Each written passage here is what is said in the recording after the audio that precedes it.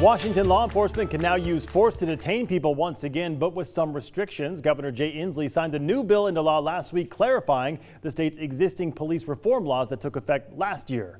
Graham 2's Amanda Rowley has more now on how this will impact police response and what both sides are saying about the change. Amanda?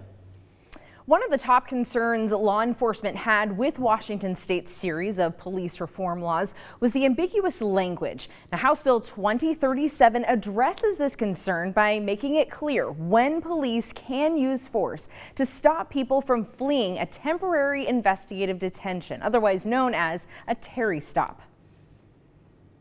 Governor Jay Inslee signed the Terry stop bill into law last week, effective immediately. I think this bill, as written, strikes a great balance to allow officers to keep everyone safe. You are under arrest at this time.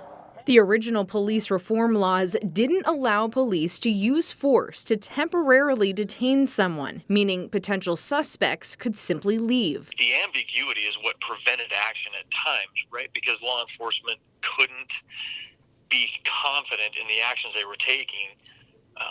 And whether it would be legal or not. But under the new law, police may use physical force to detain someone if it prevents them from leaving the area or to stop an immediate threat. However, they cannot use force when a detained person is being compliant. This does now allow us to have those tools back to detain them and be able to prevent them from hopefully, ideally, continuing down that crime spree. Advocates for the police reform laws asked Inslee to veto Section 3 of the law, which clarifies physical force. In a letter from the Washington Coalition for Police Accountability, it believes the law will allow for practices it fought to restrict. The reality is for people of color, this bill does not make us any safer. As a matter of fact, it puts us once more in the crosshairs of potential harm. And so this would allow officers to use force at sort of the lowest levels of interaction when officers have the least amount of evidence connecting someone to wrongdoing. Now, there are still some restrictions to police use of force.